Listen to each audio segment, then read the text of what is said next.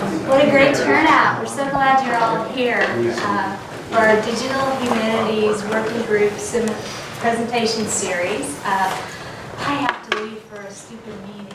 But I wasn't going to miss the opportunity to introduce P.J. Moskal. So, P.J. is a native of Poland and immigrated to the U.S. in 1990. In 2003, he graduated from Interactive Telecommunication Program at Tisch School of the Arts in New York University and began his career as a new media artist and consultant for a variety of nonprofit and commercial projects. In 2011, he earned his Ph.D. in film art from the Cinematography and Television Production Department of the Lodz Film School in Poland under the supervision of Professor Przemyslaw. Dr. Moskal is an associate professor and director of our digital media arts program here at Canisius, where he teaches courses in interaction design, game development, and animation as part of the game design concentration. His research and writing focus on the design of interaction as a form of procedural rhetoric, procedural expressionism, and artistic communication. Moskal's interactive digital artworks, which are both screen-based and installations, have been recognized and exhibited in the US, France, Brazil, Thailand, Canada, Germany, the UK, Portugal, China, and his native Poland. He received grants from the New York State Council on the Arts, Lower Manhattan Cultural Council, and his exhibitions were supported by the Polish Ministry of Culture and National Heritage, the US Embassy in Warsaw, Adam Nikowitz Institute, Art and Technology Foundation, New York Dance and Arts Innovations, Canisius College, Warsaw Academy of Fine Arts, New York University, Marie Curie Skłodowska University in Lublin, among others. He's a remarkable scholar, teacher, and also colleague. Please welcome Dr. Moskal.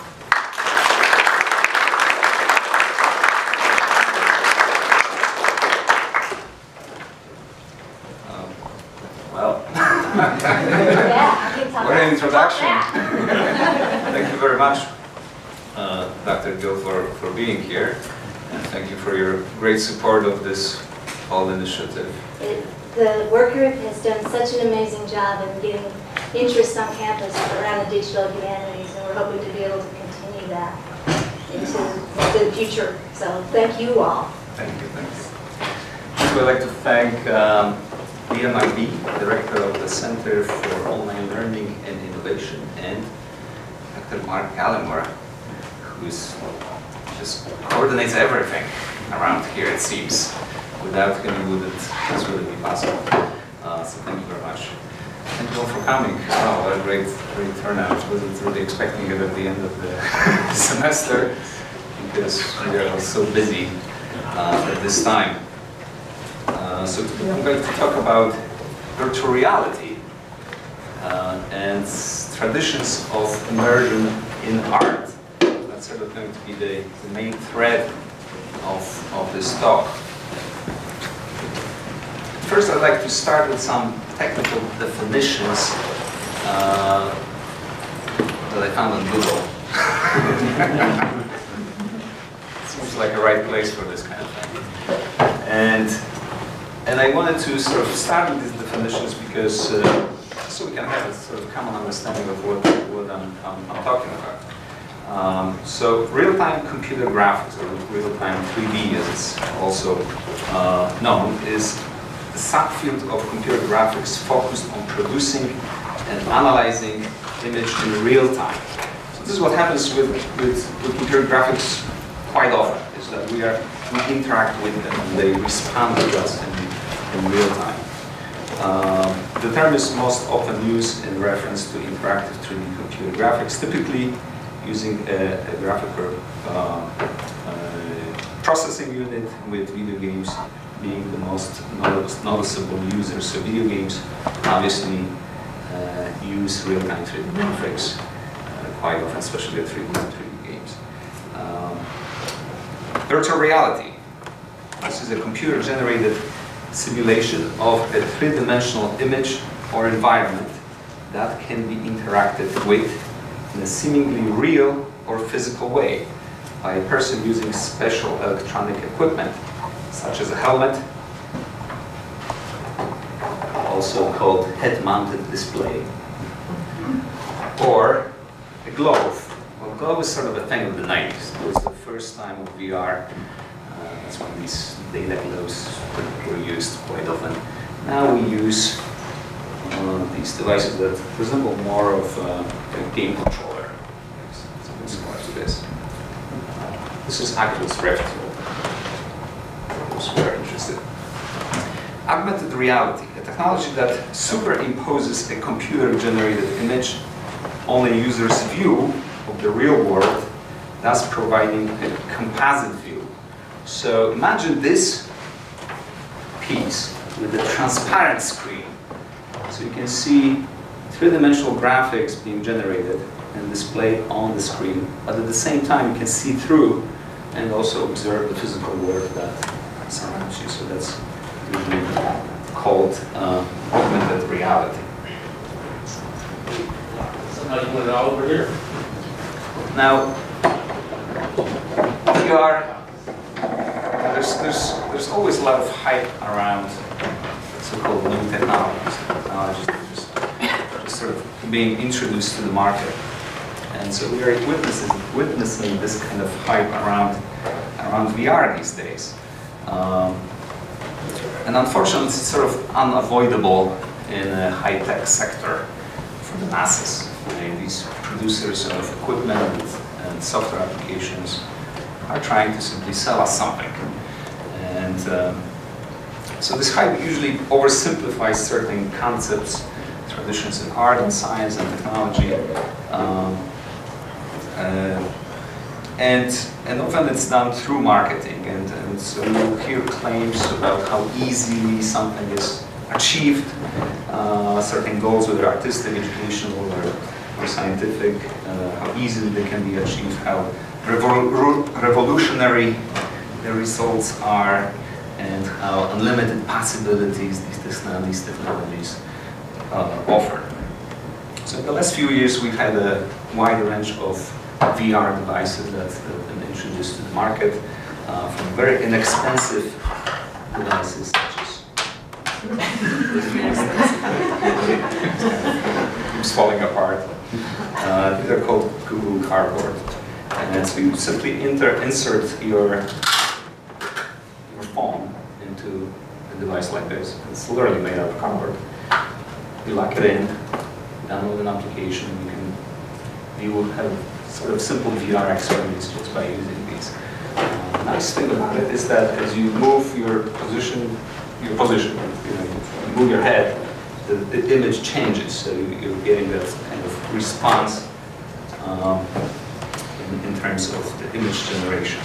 And then you have higher sort of level, more sophisticated devices such as this one with much greater quality in the image and graphics that are being generated.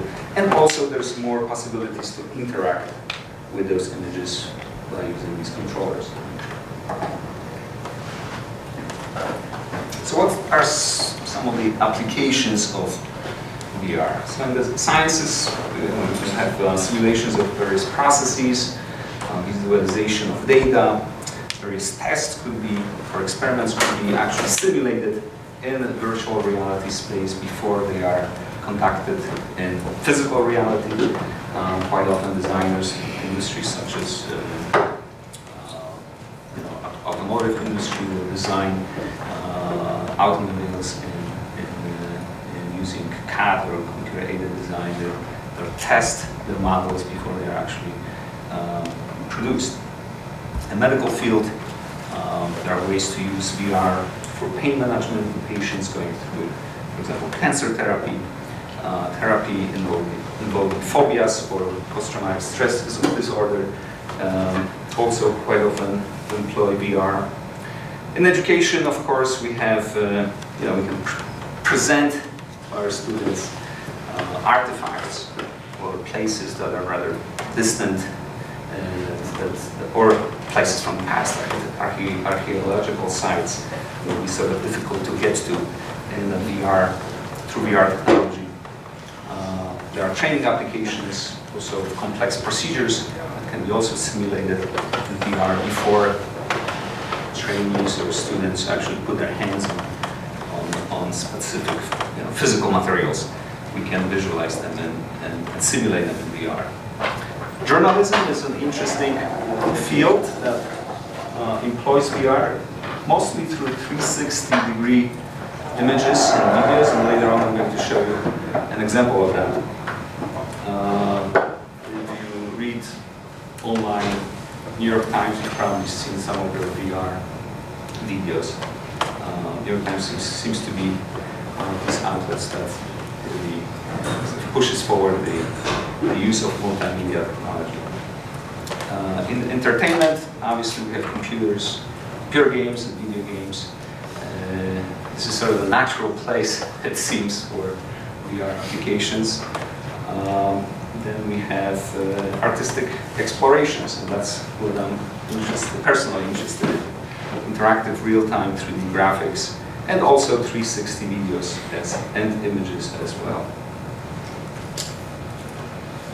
So immersion is probably one of the most important components of VR, and simply put, it's a sensation of being in the image, being present. And in VR, the experience is not reserved only to the totality of the image space apparatus, but it is also created through design of 3D sound and interaction. This is an advertisement from Oculus Rift. Unfortunately, you're going to see a lot of names of various tech companies in this presentation, because again, it's sort of unavoidable in our field.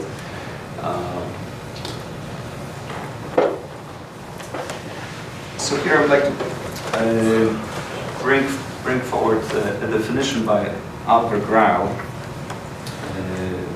from his book Virtual Art from Illusion to Immersion. It was written in 2003.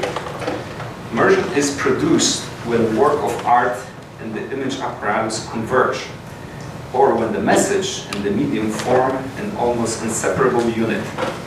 In this state, the idea of finite work and thus the distance of genres that were perceived as separate no longer exists. The medium becomes invisible. And it sort of took me a while when I first read this definition. It took me a while to process what Oliver Grau is really talking about here.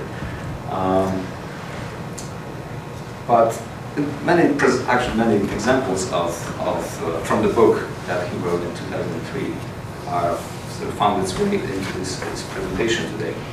But since the viewer is immersed in the image, you might say completely, from at least the visual point of view, in the traditional sense, the perception of the art object disappears. I mean, the distance disappears. And so the medium at that point becomes sort of invisible. So I'm going to go back in time quite a bit now.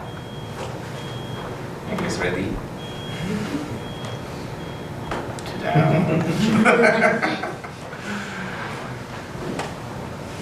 So I'm going to start with cave paintings. Since we're talking about immersion, I thought, well, we think about these early cave paintings, and as we know, they're one of the oldest examples of art and human creativity. Some of them date even 40,000 years BC.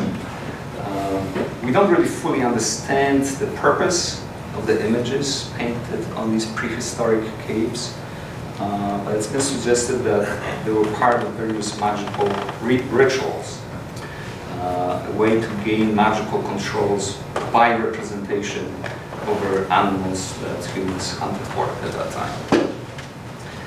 So cave paintings, one might say, are an example of immersion in ritual art. And the oldest example of human creativity that was directly connected to human spiritual life as well as the everyday life. So you can only imagine the smell, you can imagine the sounds echoing around the chambers of these caves, the intensity of the fire flickering and animating the images of the bulls on the walls of these caves. So one might say that it was a truly polysensory, immersive experience in ritualistic art, one that engages all of the senses. So we're going to move forward a little bit now. In ancient times, we see flourishing architecture. So from Egyptian pyramids to Greek temples and Roman Colosseums, architecture sort of creates a very special kind of space. And it's a space with a purpose too. Surrounding, in a way, and isolating an individual from its natural environment. It brought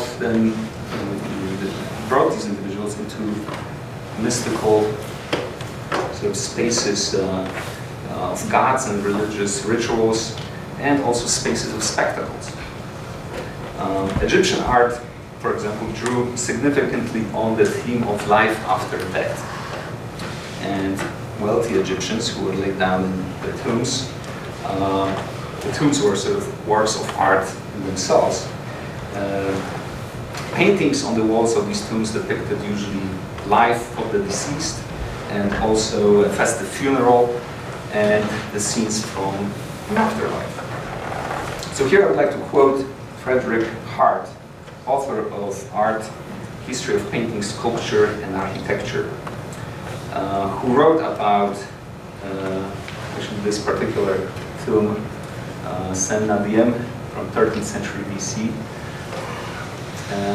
And he, I quote, says, "Scenes like these in the registers continuing around the chamber create a special kind of space that once one accepts the conventions of Egyptian art become surprisingly real and convincing when one actually stands in the chamber, surrounded by paintings on all sides."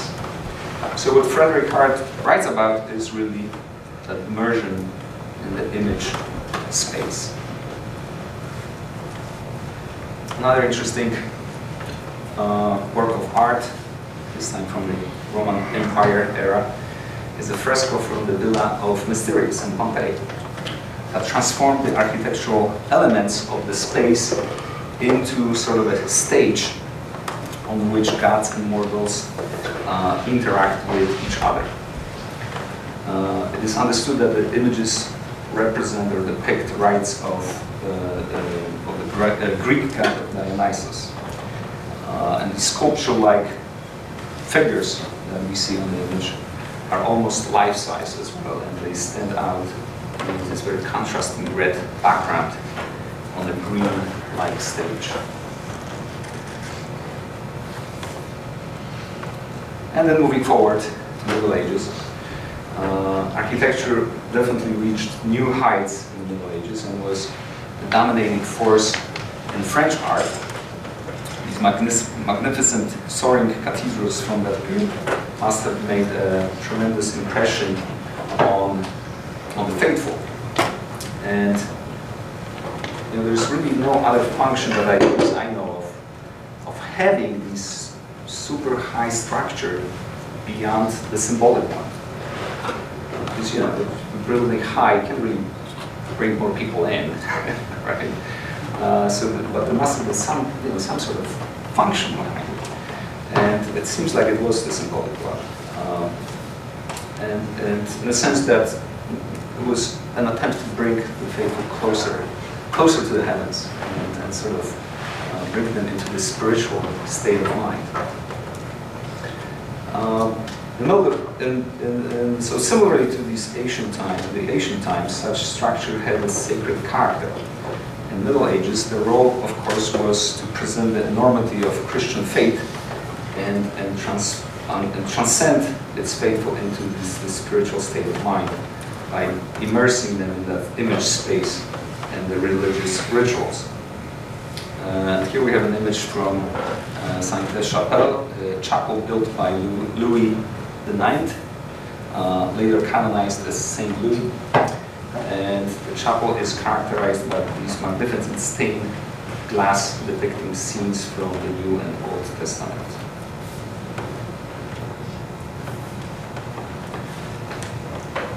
Maurice Merleau-Ponty is, in his 3D phenomenology of perception from 1945, writes extensively about embodiment and the way we perceive and interact with the surrounding world. And here I'd like to sort of quote some of his statements. It's the physical, so the embodiment is the physical embodiment of a human subject, the set of bodily skills and situational responses that we have developed, and the cultural skills, abilities, and understandings that we responsibly gain from the cultural world in which we are embodied. So I'm bringing him up because when I think about immersion, I think about embodiment, at least to a certain degree. And in art, of course, it not only involves the visual illusion of being in the image, but that illusion, of course, is a big part of the experience. But it also involves all the other senses, the skills that are developed as a result of interaction with the environment. And that experience, embodied experience, can also very enriching, culturally enriching. And it also develops certain cultural abilities and understanding. So next we're going to move to another sort of part of my presentation is about illusionistic images. So we're moving forward to Renaissance. And Renaissance, as we know, is known as the age of discovery. And it was really the time of great scientific discovery and technological innovation that had a great influence on how art was created, various techniques that were employed in art, and also it had a great influence on this development of this illusionistic image. So linear perspective was sort of invented at that time by an Italian architect, Filippo Brunelleschi, who's at least credited with the discovery. And it enables us to create an illusion of three-dimensional space on a two-dimensional plane. So for the first time, the system of linear perspective was used by Masaccio on a fresco called Holy Trinity, with the Virgin Saint John and two donors, painted in 1425 in the Dominican church Santa Maria Novella in Florence. Masaccio unfortunately died very early at the age of 27 and didn't leave much of a body of work behind him, but this was probably one of his biggest, largest accomplishments. So this is an example of guides that we use in Illustrator, Adobe Illustrator. Any Adobe Illustrator users in the room? Perhaps a few. So some of my students might be familiar with these. And this is also a good illustration of how the linear perspective works. So on the left we have one-point linear perspective, on the right we have two-point linear perspective. And this is what allows us to create this illusion of three dimension on a 2D plane. San Ignatius Church in Rome is another great example of this illusionistic art. And this is a piece by Andrea Pozzo, a true masterpiece that employs linear perspective, foreshortening, overlapping, and chiaroscuro with the treatment of light and dark shading to create that illusion of form. Andrea Pozzo was a Jesuit and the author of this masterpiece, and created he really created an overwhelming illusion of 3D space on a completely flat ceiling. Sort of extended the architectural features of the church into his painting. Now the illusion of these floating figures sort of go against the logic of the viewer. Because obviously we don't float in heaven. empty space. But he was able to put these most unrealistic situations into sort of believable reality.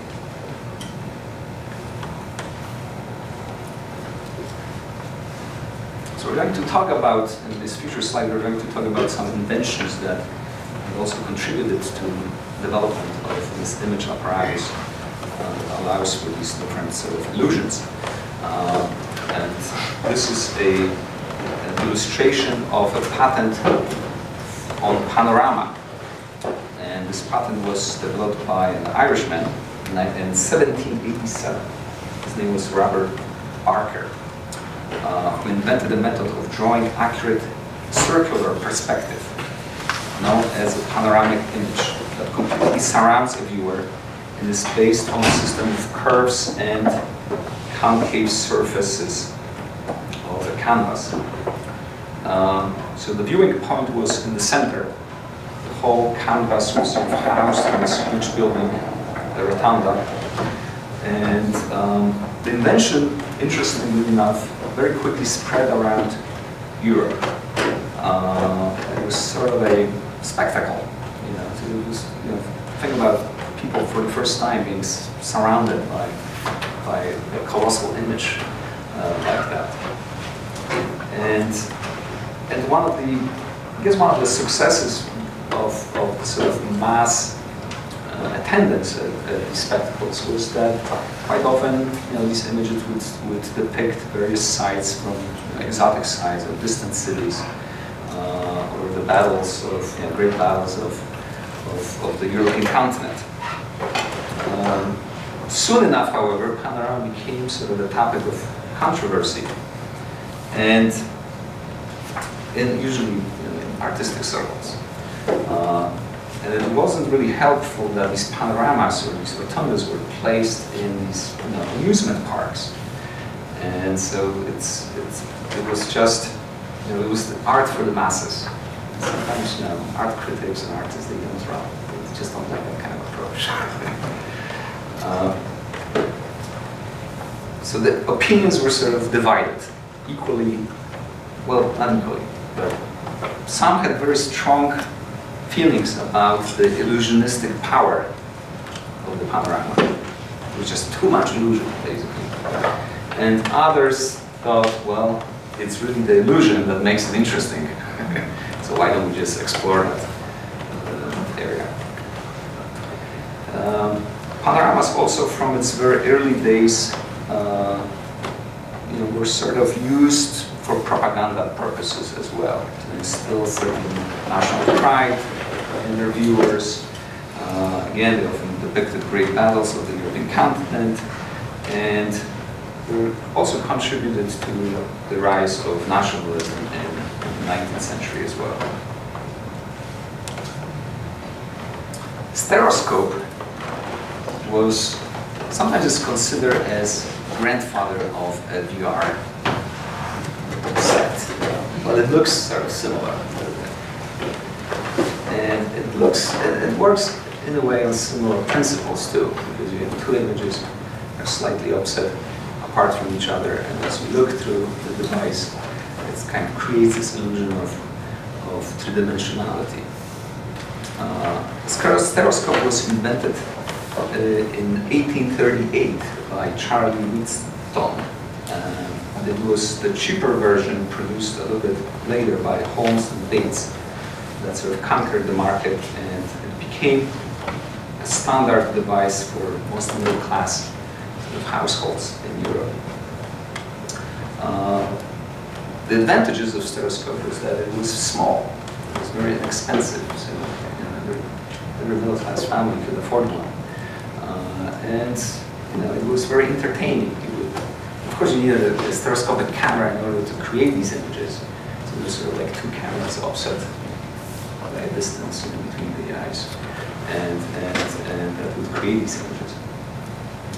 The illusion of depth in stereoscope is actually quite good. Have you ever had a chance to use one? Yeah, it's pretty incredible for a simple device like that, isn't it? I had a chance to use one at Eastman House in Rochester. they have this room that's sort of full of all sorts of devices and toys. There's a camera obscura there and a bunch of other things. And stereoscope was among one of them. So this was an interesting, cheap solution to the problem of panorama, which was really large and just so expensive to produce. It really was a whole operation with both investors and marketing and so on. So here I'd like to talk a little bit about the traditions of immersion in cinematic image. Not that long ago, there was this whole craze about 3D glasses and the three-dimensional cinema, TV. But the traditions of this immersive cinematic image are actually over 100 years old. One of the early cinematic and panoramic projections took place at the World Exhibition in Paris in 1900. And it was the whole device, or the whole experience, was constructed out of 10 70mm films that were simultaneously projected on the 360-degree panoramic canvas. Quite often, actually, these canvases from previous painted panoramas would be just washed white, and Cinerama would come in and project their films. The first sort of experience showed a flight of a balloon above Paris, and this is the illustration that we see here on the slide. It was developed by Raoul Grimond-Sanson, and this innovation sort of marks the beginning of immersion in the cinematic image. But notice that Cinerama was created very, very soon after actually the invention of cinema. It was not far, not much earlier that cinema was, the Lumiere brothers projected the first film, I believe, in 1895 or 1885. Workers lived in the factory, and then the invention of photography was around 1828. Oh, right. The first image was so there is that trend of sort of a need of some sort of want of being immersed in these images right after these technologies are invented. In 1921, in the US, a company called Television introduced a film projection technology for 3D glasses. Talking about 1921. And the experience was only reserved to one cinema in New York City. Because it required a very special sort of equipment. And the glasses actually weren't that far off from the modern glasses that we're using today. And they used this alternate frame sequencing method where you sort of look at through each glass separately, and the film was sort of synced with the flickering of the shutters of the glass, and that would create sort of this illusion of two-dimensionality. So the whole idea is quite old, as you can see. In 1960, great popularity was gained by Cinerama, a multi-projection system with 180-degree image, and its commercial success sort of paved the way to IMAX, which became, as we know, they're still around, and they're still popular. Their business model and technology is evolving. But they got quite popular in the 80s and the 90s. And they used to have the largest projection system in the world. They used 70mm film, and they had these just huge projection screens.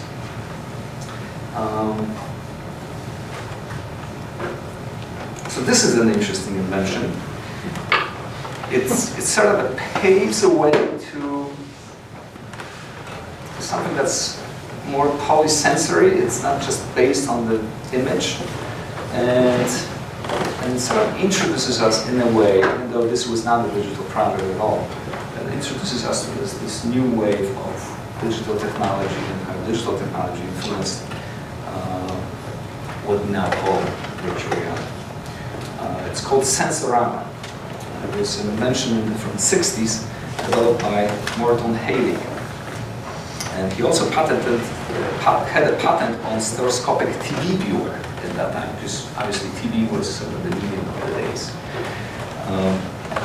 So his Sensorama offered a multi-sensory experience, and he had this vision of technology that would encompass all the senses, sort of play on all of our senses. So it offered a 3D image. There was a stereoscope built into the visor. It offered a tactile feedback in form of like different vibrations. And it also offered the smell would be emitted and sort of generating diverse chemicals as well. So as the viewer, the popular sort of trick or the popular ride of Sensorama was riding on a motorcycle through Manhattan.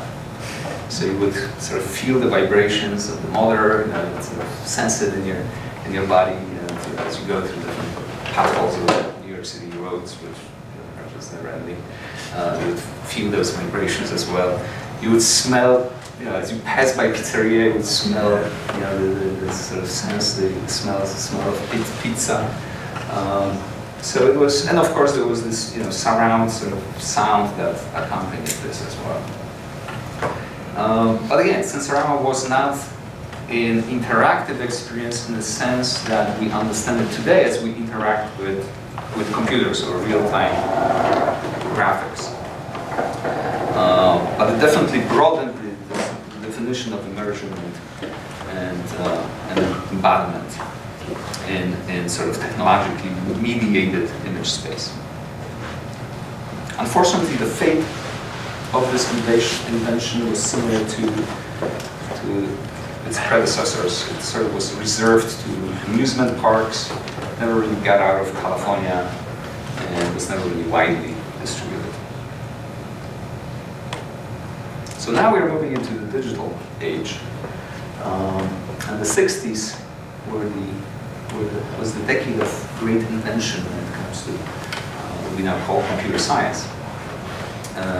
One of the giants of computer science was Ivan Sutherland, who's also considered to be the grandfather of computer graphics. And in his doctoral dissertation titled Sketchpad from 1963, he outlined the foundation of vector graphics as well as object-oriented programming. Just Google it sometimes. The video is out there. There's a presentation of Sketchpad from MIT, 1963 or 4. And if you look at the presentation and all the concepts that he's just kind of outlined in his doctorate thesis, it's quite amazing. But these are the true foundation of what we call computer science today. Many of these ideas were actually developed in the 60s. It's just that the computer processing couldn't keep up with it at the time. It was just the technology wasn't there yet. Sketchpad also used sort of the first program to use graphical user interface, because you could interact with the images that were presented on the screen. And it had this device. Remember, mouse and keyboard were just not there yet. Right? I mean, keyboard was always there, but mouse wasn't really there yet.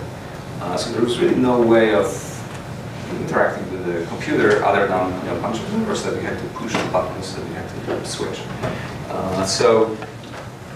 But Sutherland is using in his demo, if you watch it on YouTube, he's using a light pen. He actually interacts with these virtual objects on the screen. And you can draw these objects on the screen. It's quite amazing.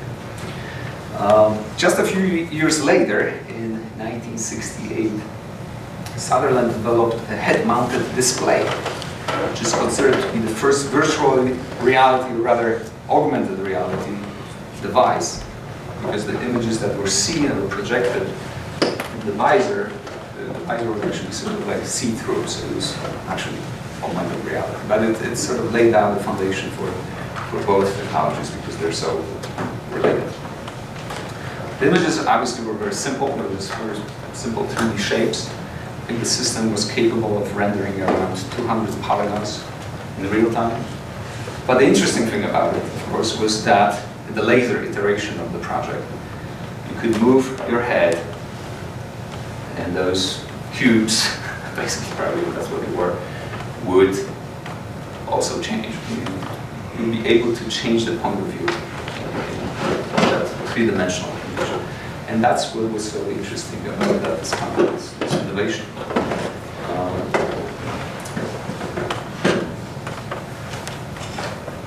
All of this was supported by the military industrial complex. So, I mean, it's sort of a way to find ways to fight the communism. Interesting times. So here I'd like to bring a couple examples from, also from the 60s. Because at the same time as these interactive technologies were being developed for the military industrial complex, in the US as well as in Western Europe, we are going through a cultural revolution. So things like happening, performance art, street art, these things are really taking off. And they're attracting youth. Youth that often marches in the streets of the big centers, big cities of the US and Western Europe, demanding peace, equality, and justice. So the roots of the art of participation actually are quite deeper. They come from such movements as Futurism, Dada, works of Marcel Duchamp, or music of John Cage, or kinetic sculptures of Laszlo Boholináky. However, in the 60s, with all the social changes that were taking place, and further development of broadcast media, cinema, and TV, the art of participation seemed to sort of gain greater ground. Radical messages were being conveyed. Critique of establishment, obviously, was a big deal. And we tried to evoke certain social change through these works of art. So this slide presents a street performance by Vali Expert. She's an Austrian artist, feminist, and activist. And the artist on her naked body is wearing this box that she called a movie theater. And in the performance, she invites people. It's a street performance, so she invites people, or just test buyers, to put their hands into the box. Now, we can all imagine the reactions of these people. It's quite a controversial thing. Some media outlets in Austria called her a witch, and it was a truly controversial performance. But the artist wanted to expose the problems of objectification of the female body in the media through this piece. By the way, she would stare emotionless. There's like no emotion in her stare as these people are just like, so experiencing with these. Very interesting. Many of the artists, these artistic experiments in the 60s and 70s were also great examples of embodied interaction in art, as viewers, participants were fully engaged in the act intellectually as well as with their bodies. So here on the slide we have a performance by Marina Abramovich and Ule from 1977. So the couple stands, it's an artistic couple, they stand in this very narrow sort of doorway into a gallery, naked, and people have to pass through somehow. So it obviously again puts them in a very uncomfortable situation. They don't know which way to face. This way or that way. But the idea was to deny the viewers the usual spectacle that comes is sort of conveyed through art, and turning them rather into that spectacle. So this was an interesting piece because you have the performance happens literally in that space between the two between the two artists. Now I'm bringing these examples, bring them up because this is what the interactive computer art, it didn't start with computers. Interactivity didn't start with computers. I just want to sort of highlight that there's a greater tradition when it comes to interactivity. Interactivity is also part of immersion. So we're going to talk a little bit about interactive art now, computer interactive. And I'd like to start with some statements from Paul Dorish, who wrote a book, Where the Action Is, The Foundations of Embodied Interaction. He wrote it in 2004. That outlines a conceptual framework for embodied interaction in digital space. So here's some of his statements. Embodied phenomena are those that by their very nature occur in real time and real space. Embodiment is the property of our engagement with the world that allows us to make it meaningful. Embodied interaction is the creation, manipulation, and sharing of meaning through engaged interaction with facts. So you can sort of hear the echo of Merleau-Ponty in some of these statements. There's this idea of interacting with the space, being in the space. There's also this idea of engaging, creating meaning, and social interaction as well. So one of the pioneers of human-computer interaction that involves a whole human, actually, body, beyond the usual keyboard and mouse that we're still using today, miraculously. It seems to be efficient for some reason. Was Myron Kruger. He was a computer scientist, and he used computer as a creative outlet and also as a tool. And the images and the interactions that he would design would often be based on the image of the viewer. So his early experiments in the 70s would involve a viewer sort of standing in the gallery, looking at a projection screen, and seeing his or her own mirror image. So the natural reaction is when we see these images, mirror images, is to wave or do something that's sort of just to check if is it me, kind of check. And at one point he realized, well, he also had control over the image, and he was able to actually paint. He had this sort of like tablet, sort of like a table that he used for painting on the image at the same time. So he started engaging in these interactions with these viewers. So someone would wave, and he would just like right away in separate rooms, separate cells, he would just draw something as if the person were actually drawing it. Okay? So there was that immediate feedback. It wasn't a human-computer interaction yet. It was a human-to-human interaction. Sort of playful, but the user, the viewer in the gallery space had no idea that there was another person sort of behind this whole thing. So that prompted him to develop this idea and program interactions that were actually based on human-computer interactions. So he's also sort of credited with a lot of innovation in what's called computer vision these days. So, anyone ever played a game that involves Microsoft Kinect? Yes. This man right here is responsible for some of that intellectual property. Here's another interesting project from late 80s, early 90s by Jeffrey Shaw. He's probably one of the most important figures of that era in the digital art scene. This is a project called Legible City, and it involved a viewer traveling through these textual cities on a bicycle. The bicycle was real, so the bicycle served as an interface to these spaces, and you could sort of choose your own path. So that was an interesting, at the time at least, it was an interesting way to approach interactive storytelling. Because with interactivity, and those of you who have crew from Buffalo Game Space here. Thanks for having me. In interactivity, creating interactions in video games that are meaningful and also convey certain stories is very difficult because you don't know what the user is going to do. So a lot of thought and energy goes into creating spaces that, regardless of the path, will still carry certain meaning.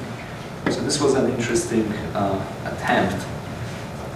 Now I had the pleasure of riding this bicycle.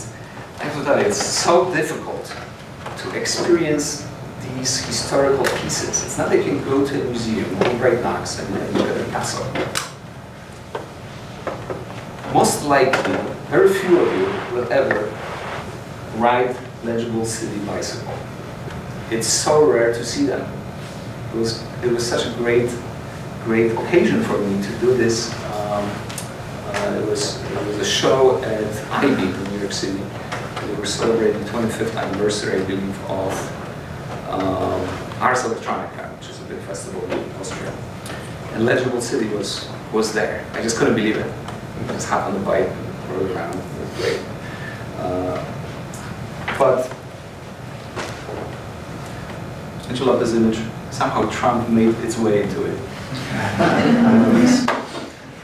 He's the genius of media, I have to say. He does this. Anyway, Paul Sermon and his project Telematic Dreaming tested the boundaries of telepresence in digital space. And so this installation is from early 90s when high broadband is just sort of being introduced. High-speed internet connectivity is slowly becoming available.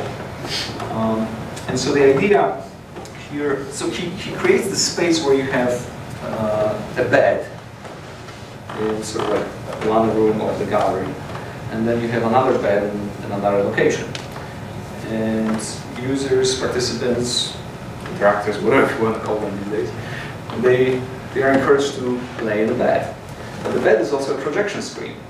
And so there's a live feed sort of through internet of the person in another space, in another bed, that is projected onto the bed that you're interacting with.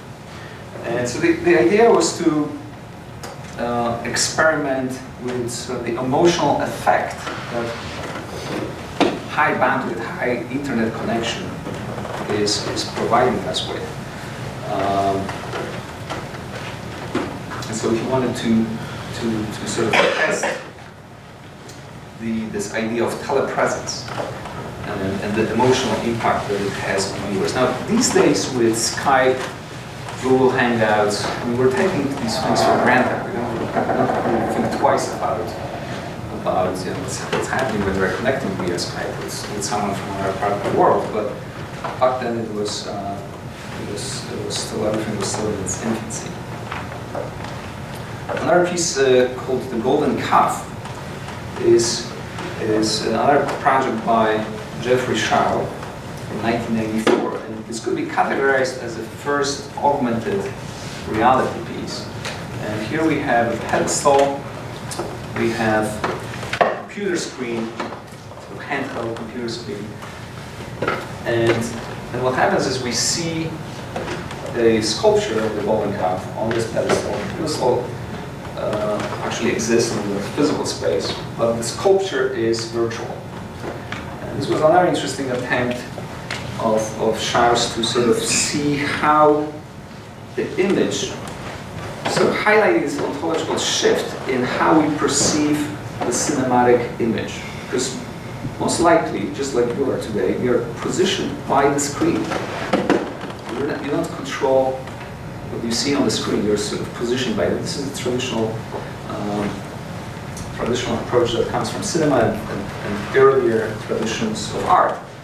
Here, we see this shift where the viewer is actually controlling the image that is being presented to the viewer. So you can walk around with the screen around this pedestal and you can see the sculpture from many different sides. So at the time, again, to sort of look at it from the perspective of time, it was quite an interesting accomplishment. Ryszard Kluszczyński, my countryman, who's a great scholar of media art from Łódź University, and his book, Interactive Art, and the work as an instrument to interactive spectacle, really expands greatly on this sort of ontological shift in art, where the image, this transformation from the image as the center of the art experience to the viewer, the interactor, as the center of the artistic event. And then also in the 90s we have this first wave of VR. The technology is finally inexpensive enough for artists to put their hands on it, but it's still pretty restrictive. You know, it's still very limited in a way. And only big centers, research centers, actually were able to provide this technology to artists. So one of them is a Banff Center of the Arts in Canada. And so individuals artists such as Michael Neymark, Marcus Novak, Catherine Hales, Char Davis are just a few names among many artists who developed VR artistic experiences in the 90s. Many of these experiences just ended up on the level of a prototype, unfortunately. They were very limited viewing of these pieces. Osmosis, which is the title of this piece, was probably viewed 6 times in North America and Europe combined. That's it. So you can see the limitations. And even trying to revive some of these pieces is very difficult. The projects involve groups of artists and technologists from multiple fields, and also a good dose of inventiveness, because many of these artists simply have to invent things in order to realize their ideas. This piece, however, was quite important because it changed the way we also interact. It sort of was another example of this polysensory experience.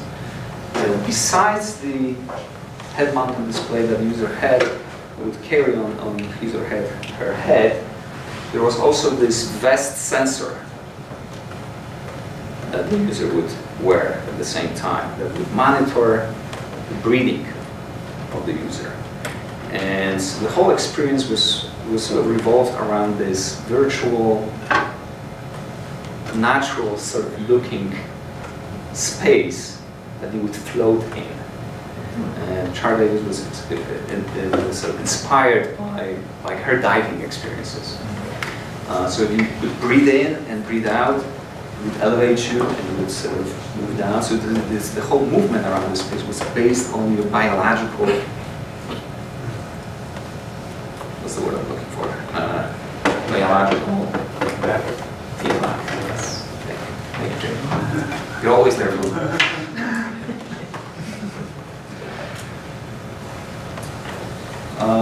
I have to say that the audio, the architecture developed for this piece was created by Dorota Plaszczyk, my countrywoman.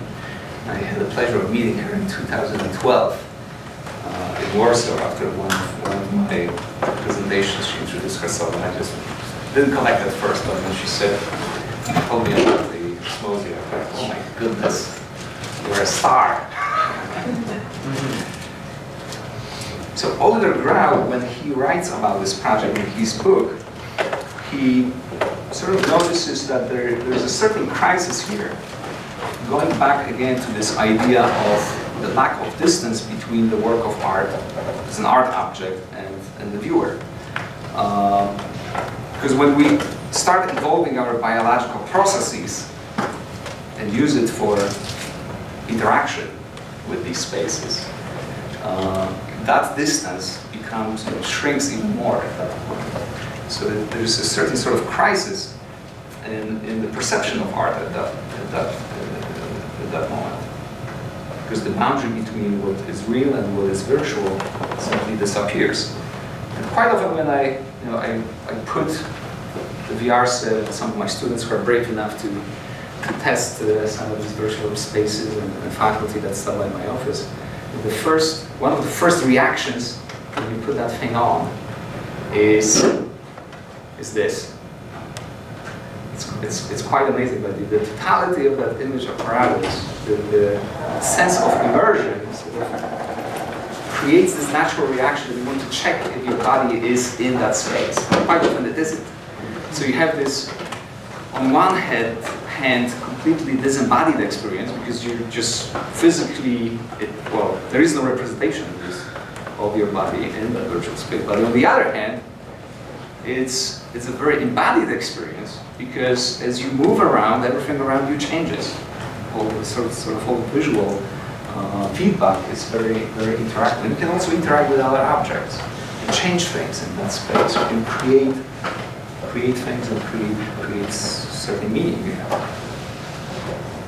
So let's talk a little bit about VR today. I don't want to bore you to death, so I'll try to not be too long. That's what's interesting about VR today is that obviously it's much more accessible.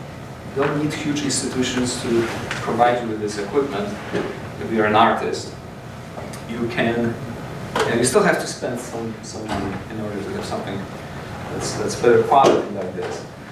But it's much more accessible to artists to work in VR.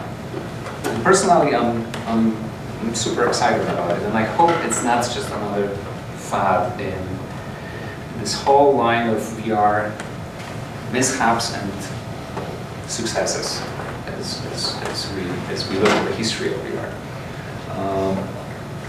And artists always work under certain pressures, and there's the financial pressures, especially with digital art. There's always the pressure of is the technology going to be around long enough for me to create something meaningful in it?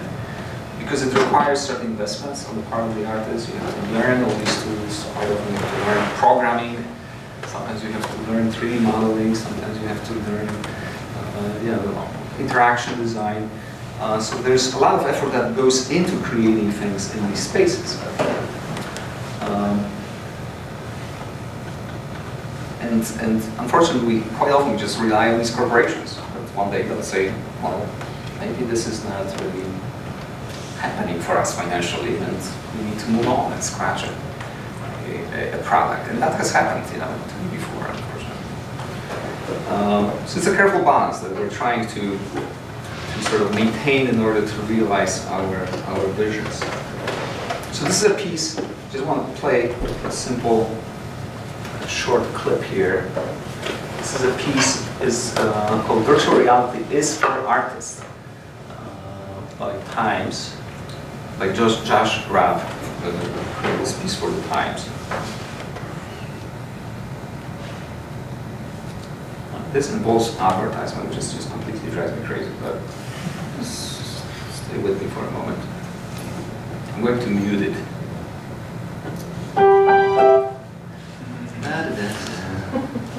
It takes about 30 seconds. You're not going to see it either.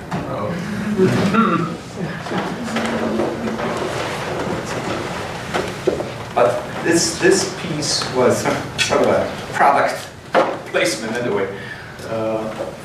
Features a product called Tilt Brush by Google.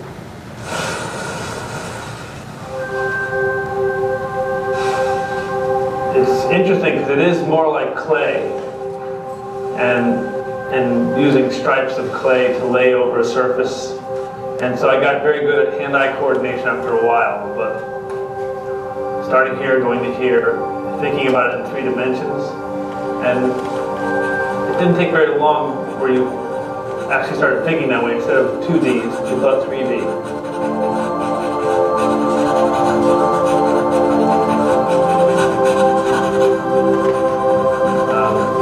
And then you just wanted to do everything you wanted to do. You wanted to be thin enough, and maybe it could go thinner at times. That would have been great.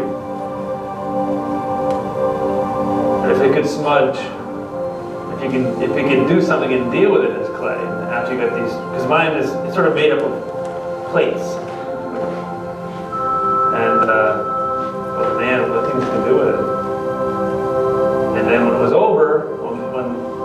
headset off, the drawing was gone, which is the freakiest thing for an artist who's been drawing since they were 2 years old to look back at it and have it not be there. First time in my life.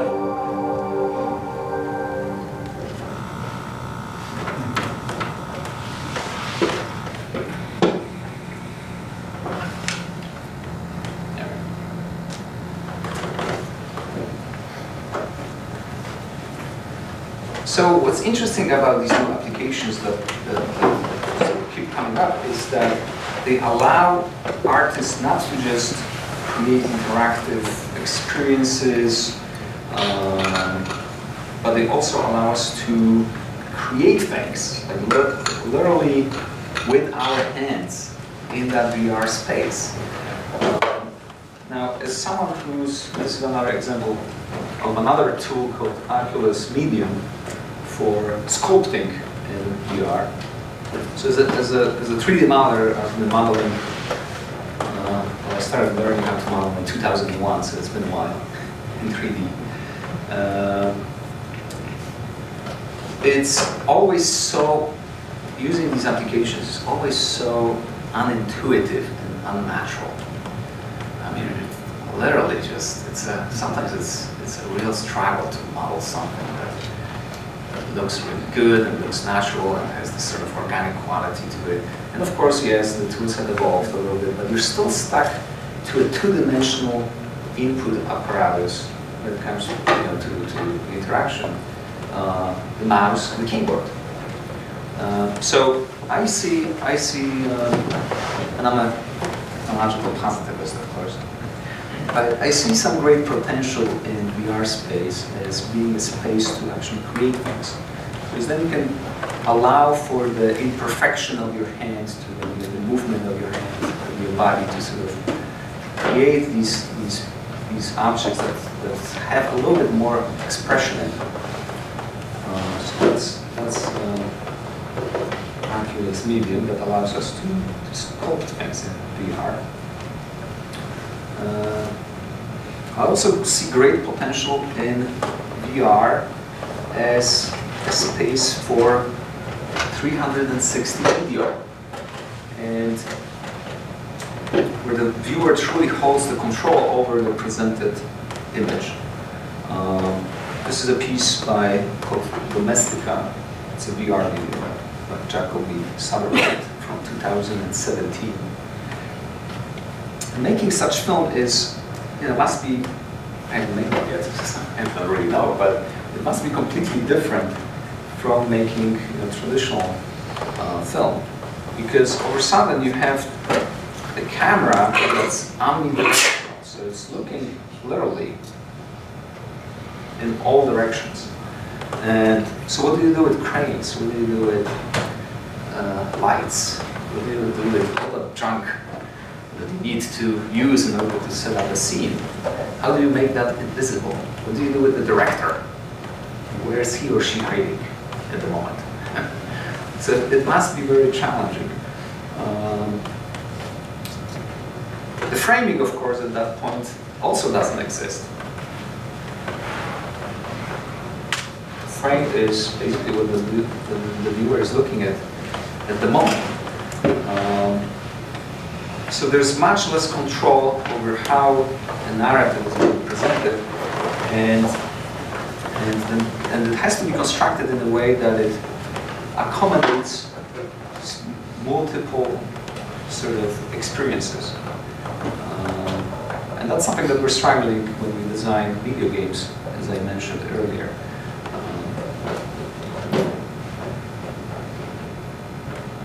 Alright, I'm going to move forward. At this point, documentary VR, 360 video, when it comes to 360 video, I think holds the greatest potential for impact. And it's sort of similar to early photography.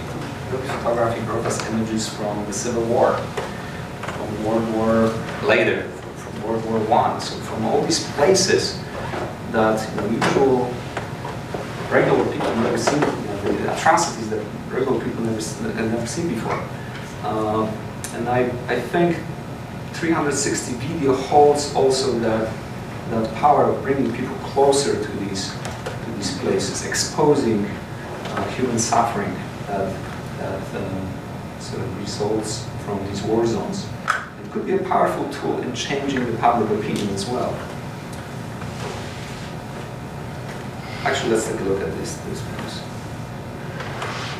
By the way, this this is a piece still from the displaced by within. There's an app on your iPhone, most likely, or on Android Google Store that you can download. It's called Within, and with Google Cardboard glasses, you can experience these virtual reality pieces. I'm just going to do it on the 2D screen. So the closest thing is.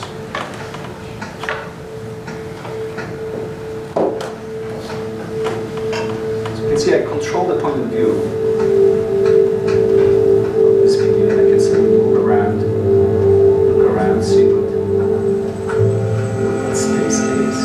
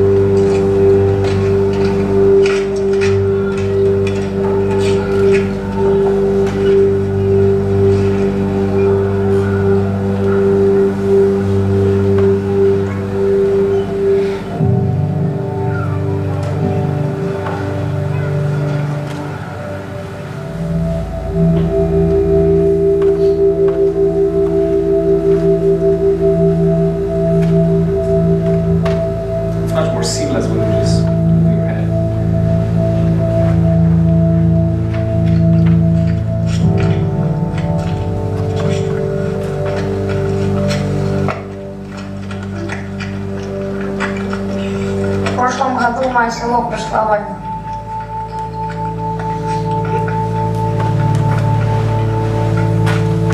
Мне было очень страшно.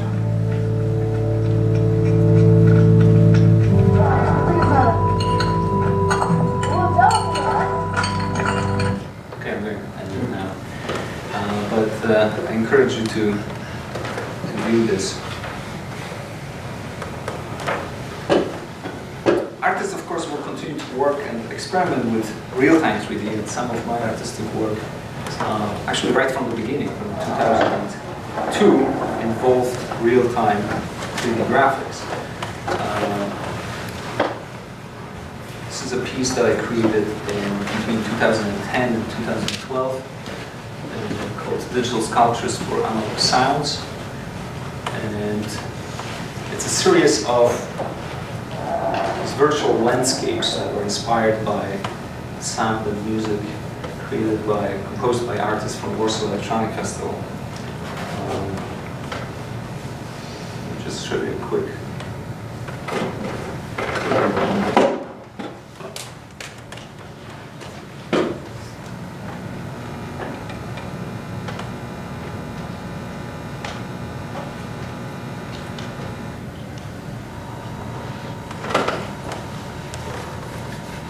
So this holds a great potential to be transferred actually into VR. I'm not sure if I'm going to do it. I would like to get married to my project, so power was great so far.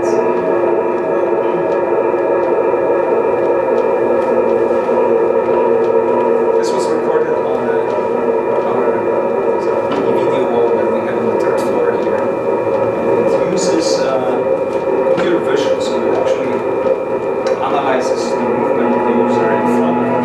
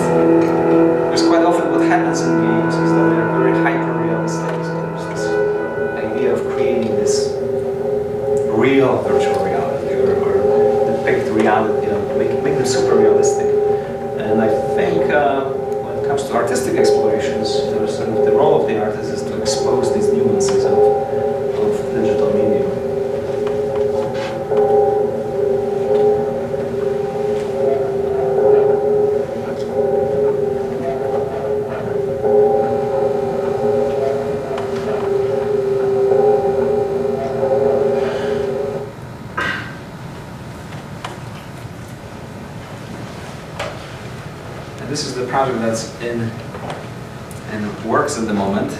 It's called Cadron Virtual Museum. Some of you perhaps had a chance to attend a lecture by Dr. Janusz Kapusta, my mentor, about Hadron last semester. He was here. And so Janusz Kapusta discovered a shape called Hadron in 1985.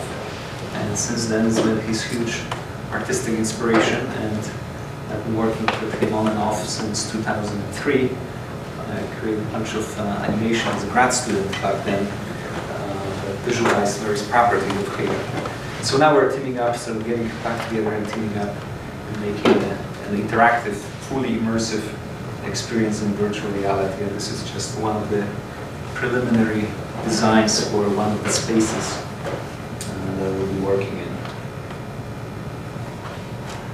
So is VR just another fad? Well, there are many sort of forces at play here. The economic factors, of course, prices of various devices, variety of devices, the quality of content that is presented on these devices. Open source VR, I think it's already underway. It's a very important movement. Open source movement is a very important movement for all of us because it creates that balance between the users and corporations that hold power over certain technologies. And of course, inexpensive tools such as Unity. Unity is proprietary, but you can download Unity for free and you can create VR experiences in Unity. There's Blender, Audacity, and others. And important venues to showcase your work. Locally, we have Buffalo Game Space. There's also a Squeaky Wheel. Buffalo Games is actually hosting an event very soon, BGS Showcase. I've already encouraged my students to submit their work. I'm not sure it's happening or not, but they're so busy now that I know they know about it. So I'll reiterate at 6 p.m. in my class here. But having these spaces is so important because these are the outlets and these are the organizations and the people behind them, the community behind computer games at least and media art is quite amazing. If you have ever any questions, just visit BGS and they'll have answers for you. And that's it for today. Thank you. Well, not all of you, but yes, thank you.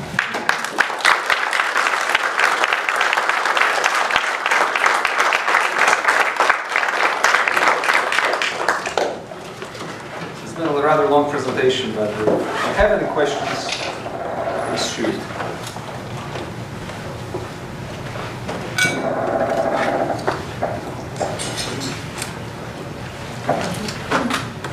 Yes, sir.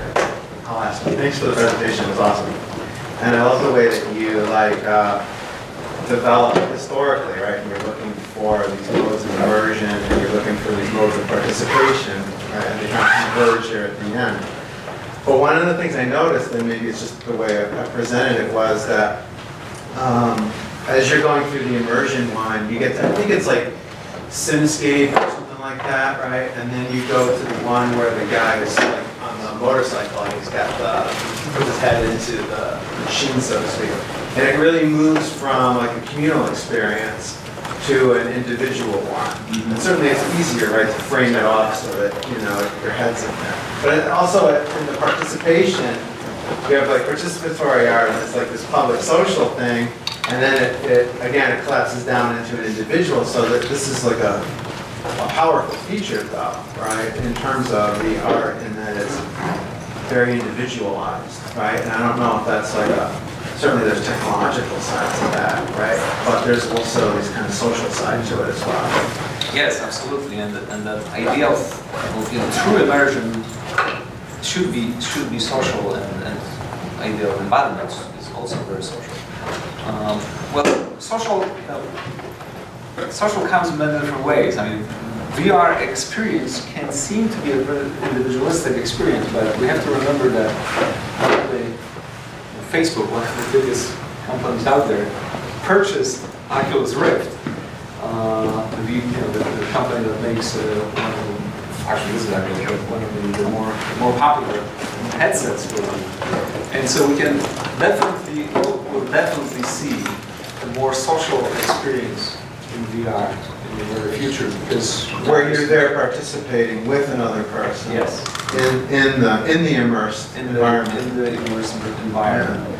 I mean, these, I had to skip a bunch of things in this presentation, but there was that wave of very social experience in a three-dimensional space, wasn't quite a VR space, but the second wave was an example of this sort of three-dimensional landscape where people just it was sort of like a 3D chat, and people would just kind of log in and work in different spaces. Unfortunately, it sort of got out of hand, and the 3D company just wanted a lot of money for being in that space to begin with, and sort of kind of collapsed on itself.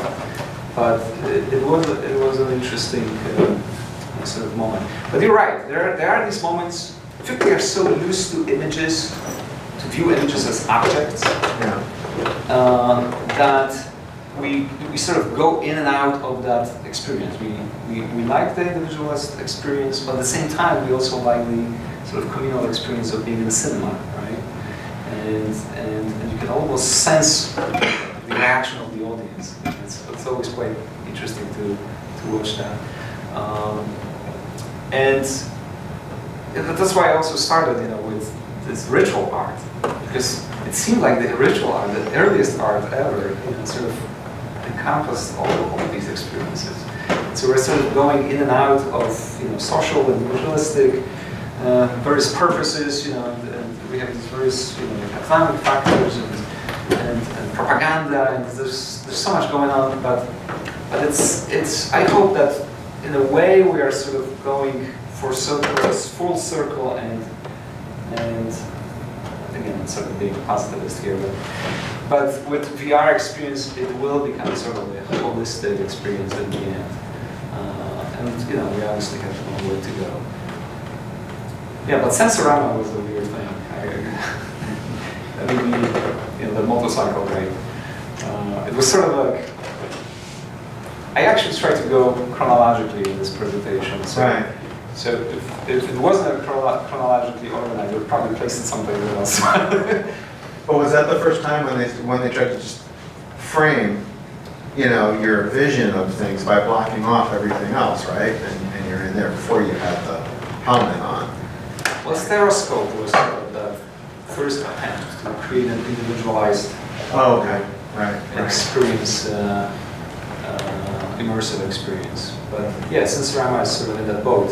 And then again, I think the interesting thing about Sensorama was that it was that polysensory experience mediated by technology. So you have these smells, coming from various chemicals. You could smell like gasoline as you're riding a motorcycle, and you had the vibration, so that there was the tactile feedback that we don't quite yet have in VR for some reason. I'm pretty sure it will come. Yeah. Thank you. Yes? I'm wondering, as virtual reality becomes, or these headsets become more realistic, if that, for artists and content producers, that brings up the question of ethics. To what extent are there situations that, content producers or artists should or should not immerse people in? Because, you think of just a still image or a painting, the person can walk away, but with these headsets, you're putting someone in a scenario. And I'm wondering if we've gotten to that point, or do you think we'll get to a point where we need to develop a sort of ethics of responsible virtual reality creation? Very good question. I think it's a question that Facebook is really struggling with right now. What are we going to do with all these people filming themselves committing these horrible things? And how are we going to monitor all that content? We have all these users out there, and all these people who are sort of contributing to this sphere of images and videos. How do we censor it? Well, we don't want to censor it, right? But we want to provide a certain we want to provide a safe space. Recently there was an interesting VR piece. It was I believe there was a VR 360 video that captured very, well, it wasn't real, it was sort of active, very violent action, and it was displayed as a work of art in the gallery. Now, the name of it escapes me, and the artist escapes me, and I did put it in.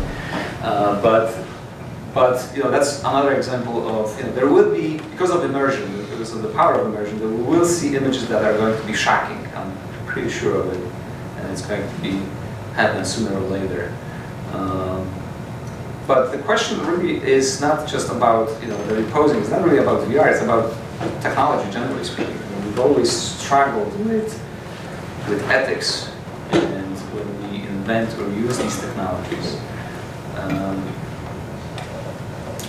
I had the pleasure of meeting a man, his name is Jerome Lanier, who actually coined the phrase virtual reality in the 80s.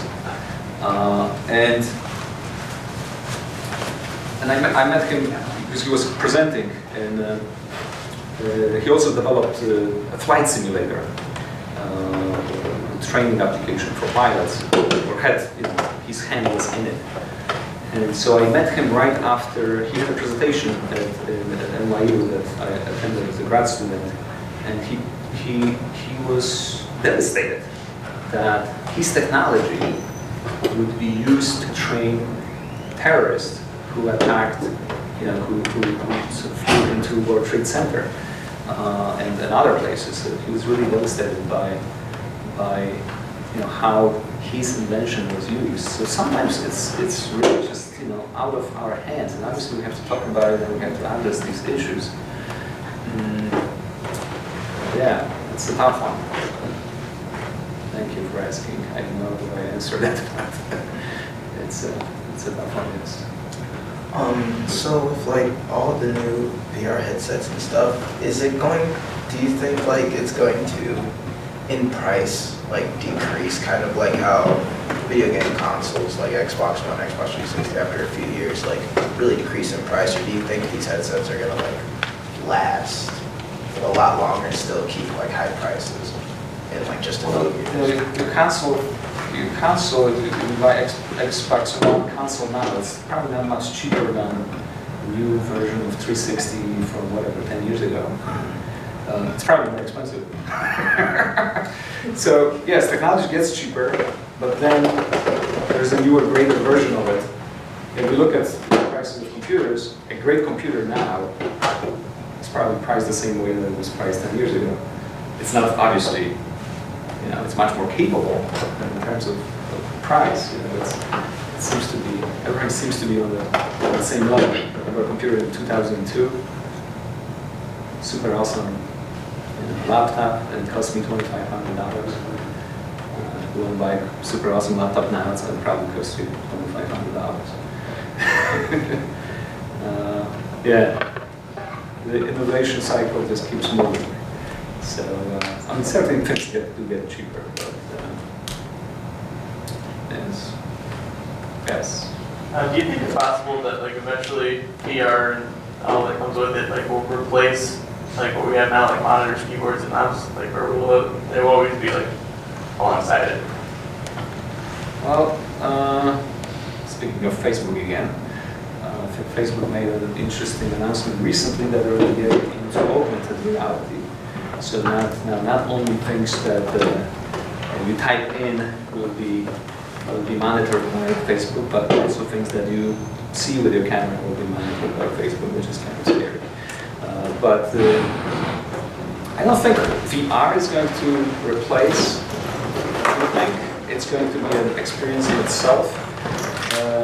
But I can definitely see augmented reality taking hold, in some near future when, and there's already some attempts like Google Glasses where you could sort of see the projection, and at the same time you could see the environment that surrounds you, and you could sort of navigate it like a little thing on the side, interface that you can navigate with. That didn't go anywhere, unfortunately. But Microsoft came out with, what's the augmented reality? HoloLens. And some of us from DMA Club last semester had a chance to go to Toronto to a conference about VR and AR, and we had the chance to experience it. And that's quite an interesting experience you have. But again, you're wearing these heavy helmets, so that becomes a bit cumbersome at some point. But the interesting thing about that was not only the image, digital image being superimposed on the sort of surrounding reality, but also how you would interact with it. So you could point, literally, you had this sort of like third eye pointer stuck to your forehead, so if you moved, the pointer would go places. And then you interact with these images with gestures. So you could clicking things, you could make them larger and so on. So that was an interesting way to interact with virtual spaces. I think things, miniaturization is always pushing things forward, and things like a telephone that's really a computer were unimaginable 20 years ago. So I definitely see these big helmets, fit in the glass of, frame of your glasses in a few years. Somehow. I'll risk an interruption just to continue the conversation, to further nurture it. We have some refreshments out here, so friends, please partake, stick around, and we'll discuss the